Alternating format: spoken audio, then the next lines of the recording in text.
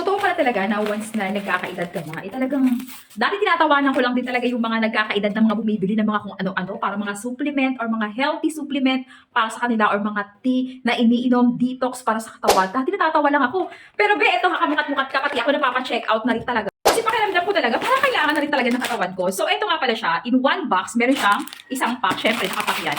So, eto, babes ko, in-order ko talaga siya personally. Kasi nga, pakiramdam ko, kailangan ko na talaga ng detox sa katawan. Yung alam mo, kailangan ko na talagang uminom na maraming herbal.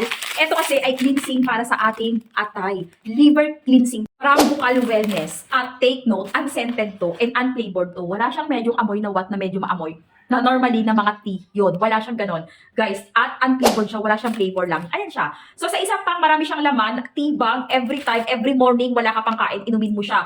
Take note guys, para to sa atay natin. Para sa lungs, para sa stomach, para sa heart, para sa lungs, at para sa kidney. Naka-discount sale to ngayon. So eto yung mismong packaging niya. Oh, di ba Bebs?